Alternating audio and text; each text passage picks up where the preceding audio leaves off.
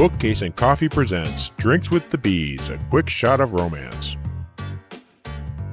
Welcome to A Quick Shot of Romance. I'm Becky from bookcaseandcoffee.com, and with me today is Leah from ZT_book_romance on Instagram. Welcome to the podcast, Leah. Hey, everybody. Thanks for having me. So on this episode of A Quick Shot of Romance, we are reviewing The Memory Keeper by Jenny Hale. So Leah, can you read us the synopsis from Goodreads? Yes. Hannah Townsend's life is just as she always wanted it to be. She has the perfect job at a New York magazine, a small but elegant apartment in the Upper West Side, and an incredibly successful beau named Miles Monahan. This year, for her 35th birthday, she's leaving the icy city sludge for sunshine.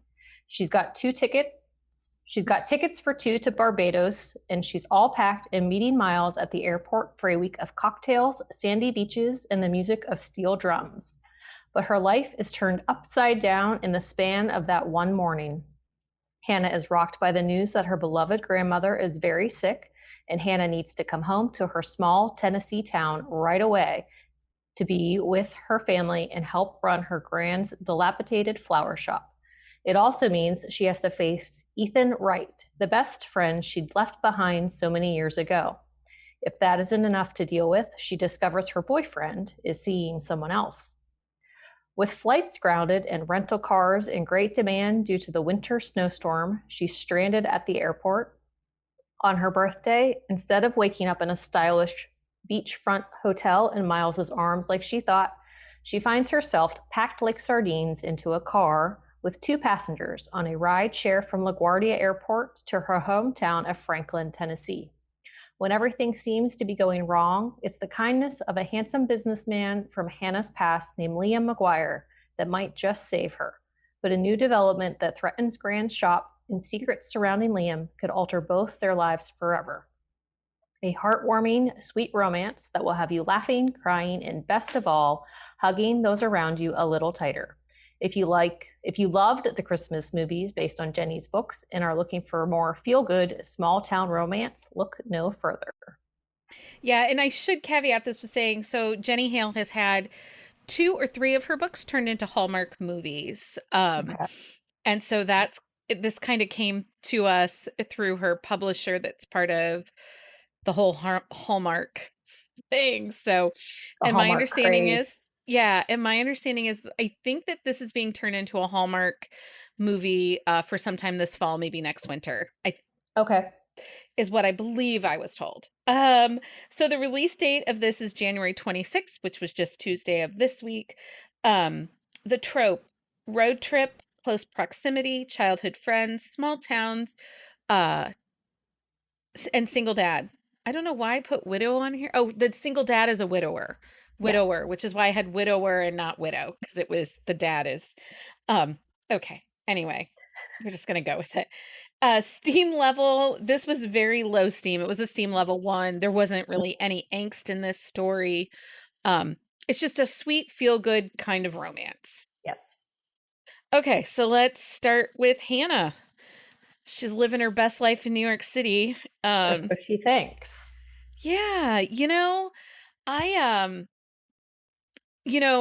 was very, the setup was very typical Hallmark movie-esque. The boyfriend sounds like a bit of a douchebag. She has a random run-in with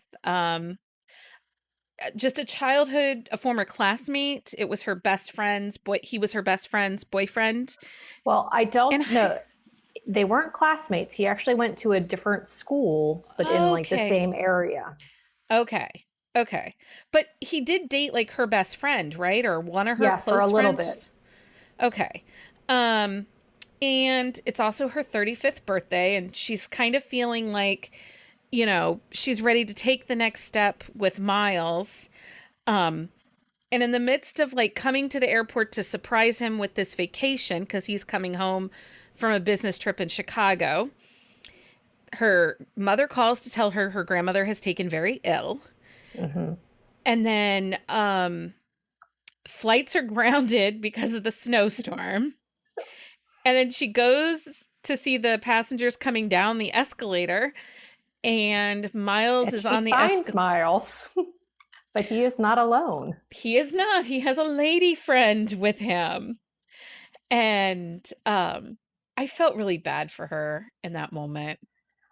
I did too because she's so set in like her plan. Like I'm gonna pick him up. Like he's gonna be so excited to see me. We're gonna spend all this time together, and then she sees that, and her world is just imploding around her. Yeah, it's like everything at once. You do learn very early on that she has not gone back to her hometown except for quick little visits with grandma. Right. Um, so because I had a couple of things that I kind of questioned. So it talks about in the synopsis about her friend Ethan.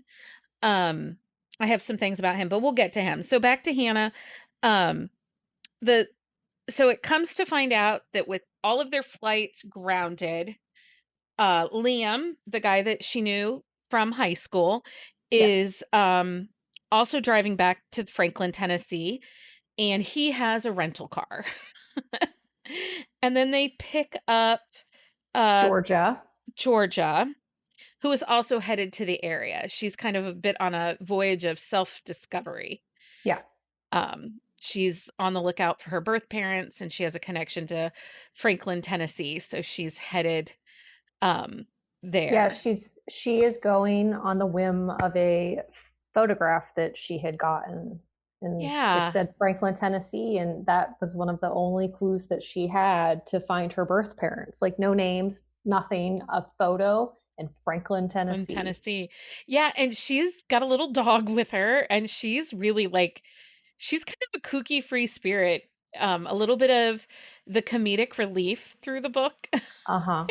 You're just kinda like, "Okay." Um, so they take in the car and they're heading to Tennessee. Um, I I have hit or miss feelings about road trip tropes. I don't know about you.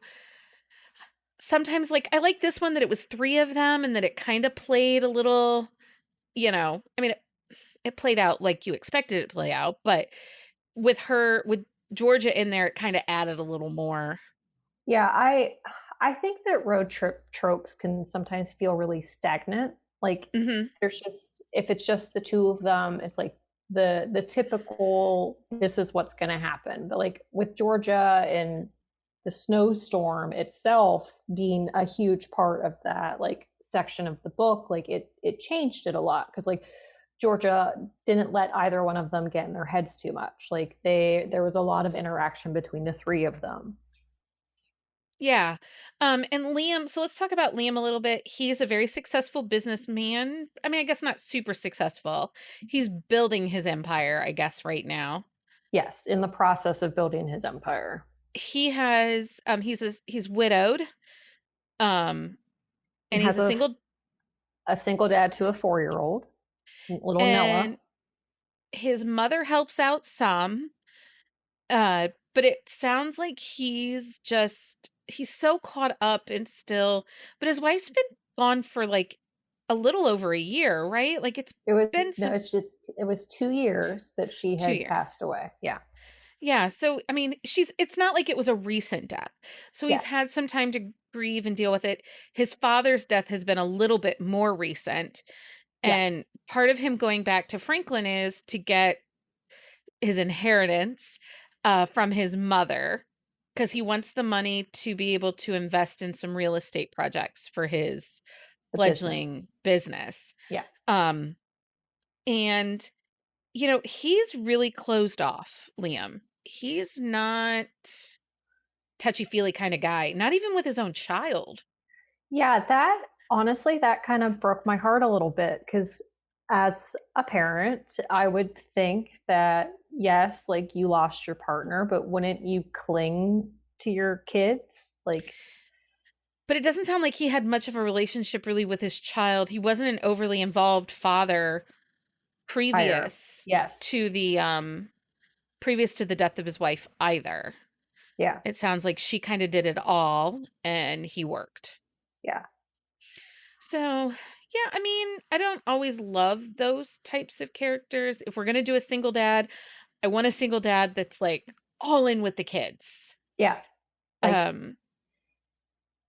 yeah, I wasn't a fan of the way that it played out, which I know plenty of parents that are like that, and there's that big disconnect, and I don't have that in my home. Like, my husband is right. I don't super either. super involved to the point where it's like, give them some space. Right. Right. Stop hovering. I will Yeah. say though, there was a really sweet moment between Liam and Hannah and uh Liam's little boy, which the name just flew out of my Noah. head. Noah. You've read it more recent than I read it. Yes. So Noah, there was a sweet moment on the tire swing. And it was like at that moment, Liam kind of realized all that he started to realize, because it wasn't a complete aha moment. It was Yeah. the beginning of the first syllable of the um, of what he kind of was missing out on. Right. And there was 3 or 4 different moments like throughout the book where like it was them hanging out with Noah and like doing things together, and like that it's later on, but there's one moment where Hannah even like comments about how like Noah went to his dad before he looked to her for that like affirmation, and she's like, that's what like he needs. Like, he needs to have that like instant, I want my dad to see this. I want my dad to Yeah. be proud of this. Yeah. So part of Hannah having to go back to Franklin, Tennessee and cancel her island vacation, not just because she has a cheating, swarmy boyfriend, but her grandmother is sick, and the grandmother is like the light of her life. Uh-huh. And grandma's she's a bit of a wild card herself, Yeah. She runs this flower shop. She's old. I mean, she's like in her Old. 80s. She's Uh-huh. old. I say this and I hope to God my mother's not watching, although my mother's not in her 80s, but I didn't want to be like, "Oh, she's old." But she's 70, because my mother is, 70. But so Hannah's gran is in her 80s, and there are days that she doesn't open the flower shop because she She physically can't. just can't. And it's just her, like only her doing the flower shop. Yeah, and so things have fallen in disrepair. There's some issues with the flower shop's landlord and raising some rent. And Hannah's parents really, really want Hannah to talk Gran into letting go of the flower shop, closing it down, getting out of the lease, because it's bleeding the family dry. Like, the family's going to have to start giving money because the flower shop is hemorrhaging more than Yeah. it's ever making. But there are some cute, sweet little things about the flower shop, like, the neighbor lady that comes in for her flowers for her book club, Mm-hmm. and Gran feeds the neighborhood kittens, Yes. for the strays. She leaves out stuff for them. And I loved that. I thought that was just really sweet. Well, and I liked her whole like meaning behind it, like the whole memory, like because the flower shop itself is called the Memory Keeper, like that's the flower shop's name, and like I like the whole meaning of that. Like, she really wanted her flowers to give the people that received them like something thoughtful, like something to connect them to why ever they're getting them, and like the story that we get of why she started doing the flowers in the first place is just, it's so sweet and so sad at the same time. Yeah, so part of Hannah's 35th birthday celebration is Gran gives her journal. It's Gran's journal that she started writing when she was a young woman. Um, and it's part of the reason why the memory keeper is the memory keeper. Mhm. You hear the stories of Gran's own heartbreak and her falling in love with Hannah's grandfather, and it was really, I don't want to ruin that because I don't want to spoil that. It was a very special piece Mhm. um to the story, and I kind of like those little Easter eggs and drops in stories when there's like an old letter or an old diary that's found, Mhm. or like an old dress or something, and you kind I of get like to have this. those stories. I really like this one too, because like so many times you have those stories, but the person you get the diary from or the letter from or any that person's no longer there. Like, Right. and they're flying blind in these stories, but like her gran gives it to her. And so like Hannah is reading these stories, and Hannah and Georgia are reading through these stories as they're fixing the flower shop up. But she goes back and like she talks to her gran about them. It's like, this was this moment, like how were you feeling? And like her gran like tells her like, these are big moments in my life, like you just need to keep reading, like you'll understand if you keep reading. Yeah. It was a really special story. I really I did like that. So I want to talk I had a couple of problem areas and I want to talk about them cuz again, we try to keep these at around 20 minutes and there's not a ton of problem areas, but I know we're going to spend some time on it. One of the problem areas that I had was Hannah's best friend Ethan. Yeah. She talks about him like they're still best friends, but she hasn't seen him in the In 15 years. years since she has. So she graduated from high school. She went to NYU. She left Franklin, Tennessee, and moved to New York. And Yeah. really, in all intents and purposes, except for the fact of coming back to see Gran, she did not return home. She did No. not stay these connections to these people of Franklin. She didn't see Ethan. Ethan didn't come visit her in New York. You know, she pretty much just left him. Yeah. And in the meantime, he has gotten married. He's in a job he doesn't love. He's had a child. Yeah. And Hannah didn't know those things.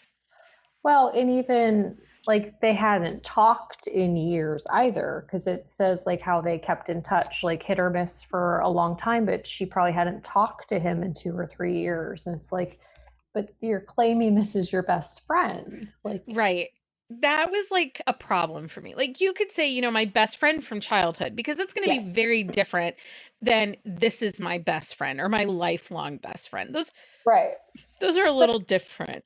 I think with Hannah though, like she recognizes like later in the story though too, because she talks about like her friends from New York, and she's like, but I don't know these people. Like I say they're my friends, but I could tell you nothing about them.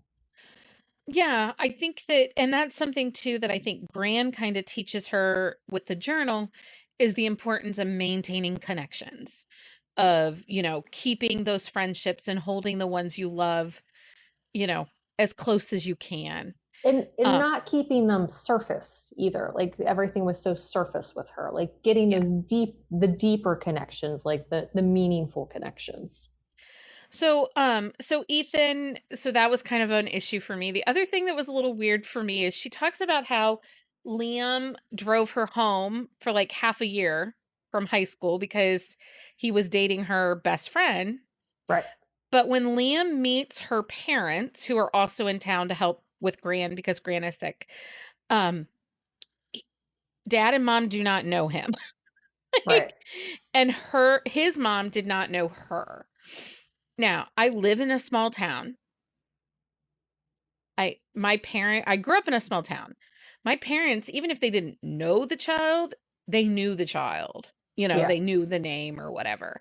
So that was kind of one of those things that was a little bit of a disconnect for me in that of the background story.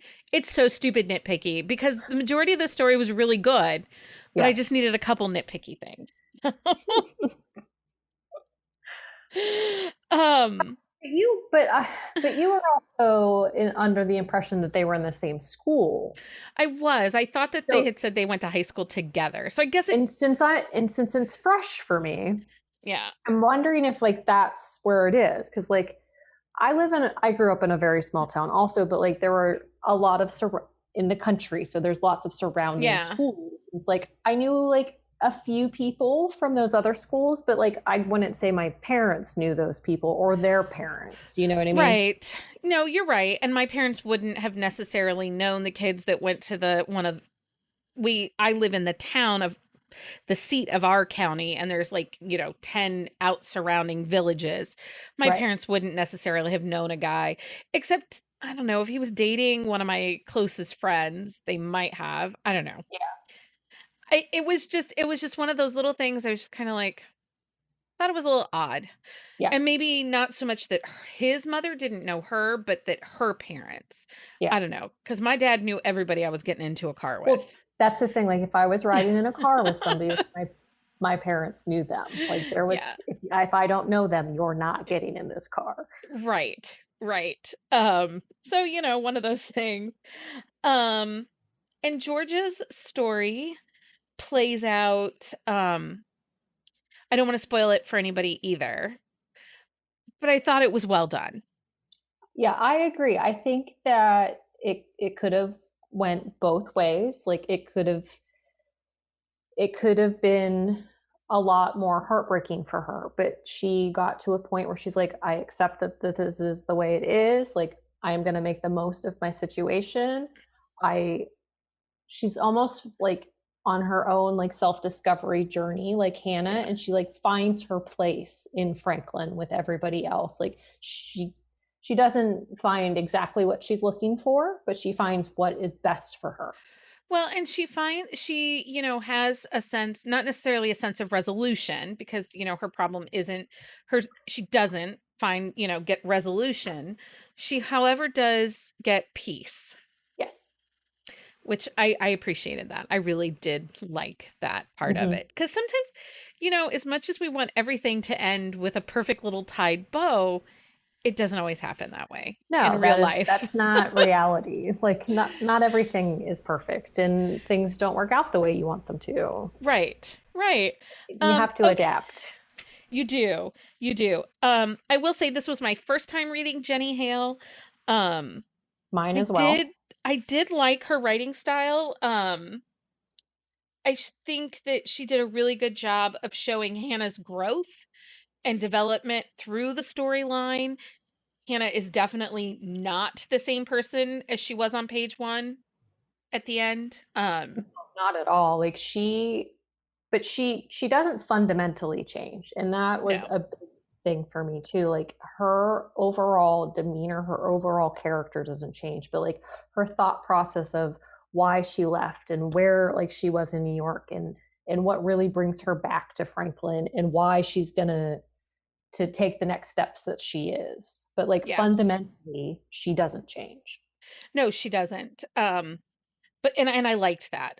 I really felt like Jenny Hale did a really great job with, Yeah, her showing journey. her character arc and her journey, without being, over the top.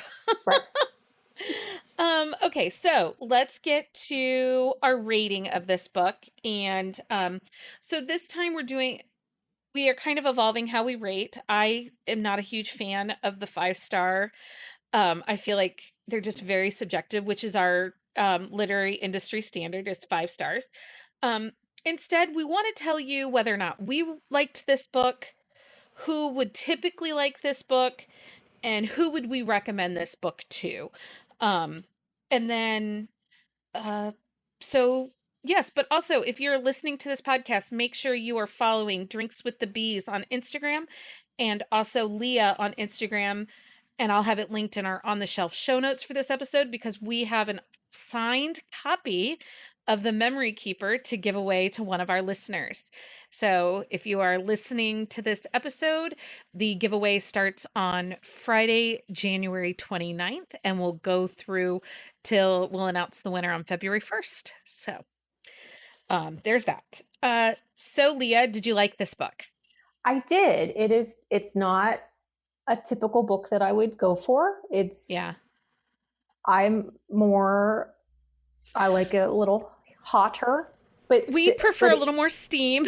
a little steamy, but it was a really well done, a really sweet, nice, like in between book. Like I had just finished one that was really intense, and I'm about to go into one that I think is going to be pretty intense. So it was like that nice in between. Like it settled everything for me. Yeah. I really liked it too. I felt like it was just a really sweet read. So if you so that's what let's talk about who would typically like this book. To me, this is the perfect book to like snuggle up on the couch with a blanket, and Some you don't cocoa. some cocoa, and you just want something sweet. This is Yeah. the perfect romance for that. I also think that this is a great book for anybody who loves the Debbie Macomers. And who was the author you mentioned? Carolyn Brown. Carolyn Brown. If you like those kinds of romances or women's fiction that dabbles a little bit with the romance and the happily ever after, this is perfect for you. I also think that this is a great one if you're coming from women's fiction and you need to you want to dabble your toes into romance. This is a good one to dabble into. It's a good starter. Yeah. Like ease your way into it. Right. It will not shock you there. So would you recommend this book? Yes, I would definitely recommend this book.